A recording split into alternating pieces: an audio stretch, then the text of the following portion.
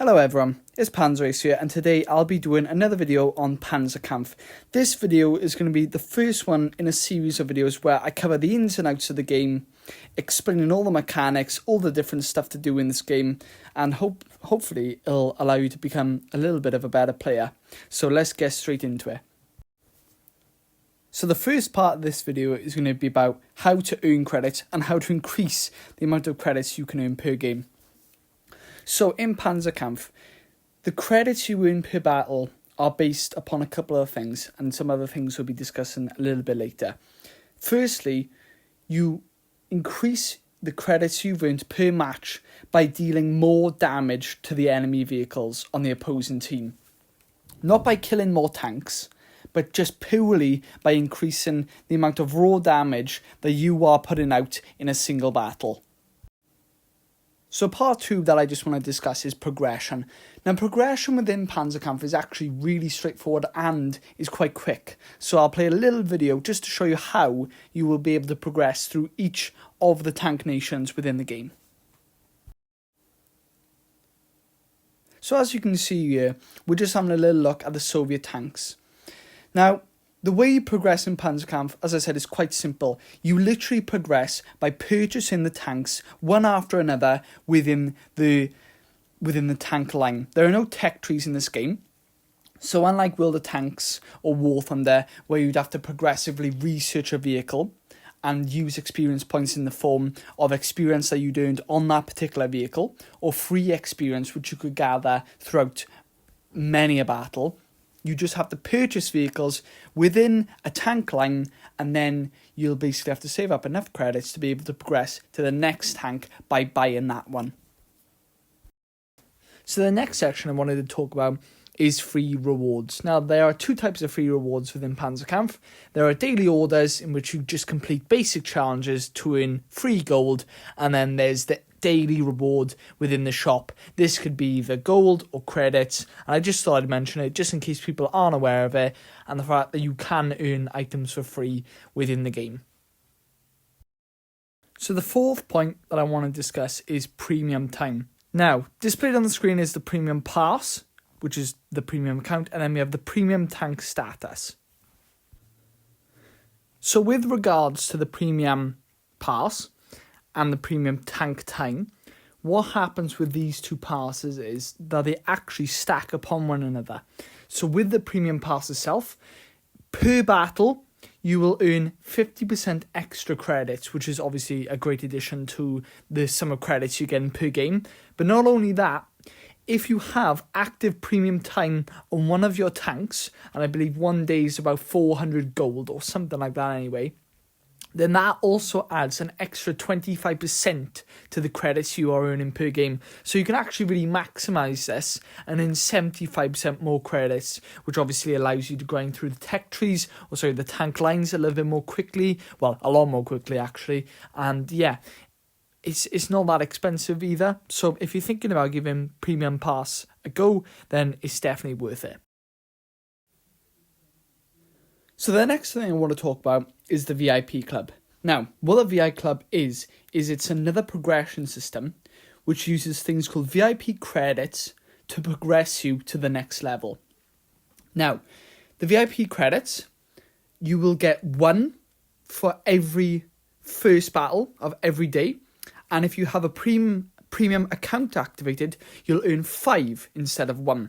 So it allows you to progress quicker if you have the premium account. Also, purchasing items in the shop using real-world currency, whatever that may be, will also award you these VIP points. And essentially, it increases your battle profit, reduces the upgrade cost, gives you gold rewards, and apparently there's a paint and decal duration, which is to be decided at this moment in time.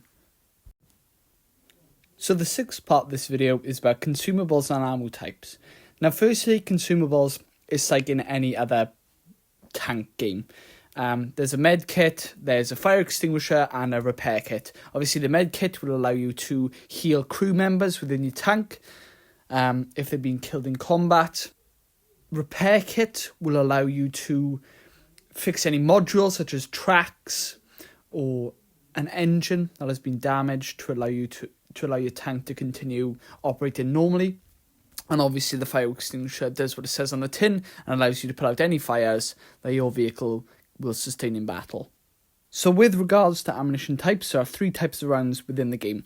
Armor piercing or AP rounds, APCR or armor piercing composite rigid rounds, and HE rounds or high explosive rounds. Now, I believe that on some of the tanks, such as the KV2, you only get access to high explosive. There are no AP and APCR rounds for that individual tank. But essentially, armor piercing, they deal good damage with decent penetration. And then in the penetration department, you've got your step up to the APCR rounds. They will sacrifice damage for more penetration. Now, within War Thunder, APCR rounds have high penetration, but only against flat armor. If it's against rounded or sloped armor plating, then their penetration characteristics will actually decrease. Now, this is not the case within Panzerkampf. The penetration characteristics of APCR rounds do not change due to angling of said armor. And finally, high explosive rounds, as you'd think, they deal the highest amount of damage and obviously have the lowest amount of penetration because they don't rely on any actual kind of bullets to penetrate the armor. It's purely explosive mass that they use to penetrate armor. Okay, part 7 is a really key element of Panzerkampf. It's called the armor profile. So, in front of us we have the Panther Aus G's armor profile. Now, if we take a little look around it, the main part of the tank that you'll be facing is obviously the front of it. So, if we look at the Panther's armour arrangement, it has got 100mm on the turret face, angled 10 degrees, with an 82mm thick frontal plate, angled at 55 degrees.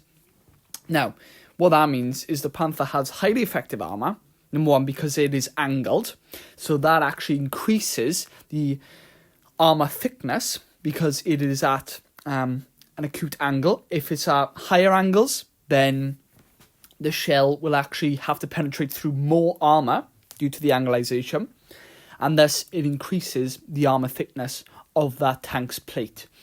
Now, we saw that the Panther had a 30mm roof. Now, what that means is, say a Panther was going down a hill in front of you, and you were on a very high hill. If you then saw the roof armour of the Panther, just shoot at that instead of the thick armoured plates on it. 30mm is not going to stop a lot. In fact, some of the tier 1s can go through 30mm of armour.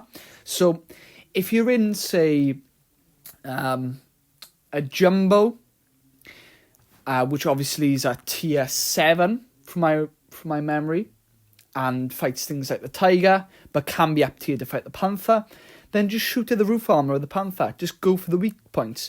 Additionally as well, the side armour of the Panther, because it's a medium tank and not a heavy tank, it doesn't prioritise the armour. Instead, it goes for good firepower, good mobility, and good armour. So, fulfilling the 3 elements of the tank triangle as much as possible. The side armour is not that strong.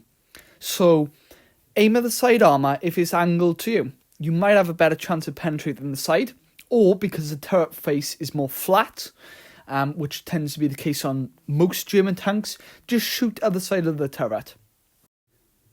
So the final part of this video is about the upgrading system within Panzerkampf, and it is as straightforward as it can be.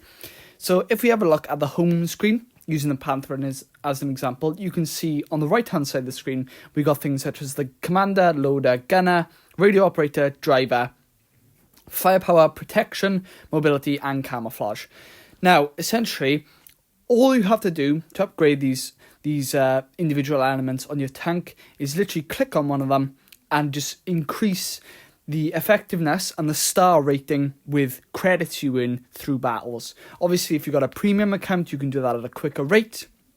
Or if you haven't got a premium account, then obviously it'll take you longer to fully upgrade a tank. 5 stars being the maximum ranking. And then you also get additional final upgrades above 5 star, which are sometimes worth it. If it's a top tier tank, then it's more worth than spending loads of credits on a lower tier tank to get it above a 5-star rating. But yeah, 5 stars is usually what you want to aim for. Honestly, whenever I'm upgrading tanks, I always go for the gunner, as that increases your accuracy, the loader, as it allows you to shoot faster, your firepower, increasing the damage output, allows you to earn more credits as well, coupled with the loader and the faster loading times. If you upgrade that, then obviously that'll increase your credit outputs per game and the mobility of the tank. If you're not next to enemies, obviously it'll take you longer to get to where other enemies are on the map, and your mobility needs to come in handy for those scenarios. Well, I hope you found this video somewhat helpful in your journey in Panzerkampf. And as always, I've been Panzerkampf, and see you all in the next video.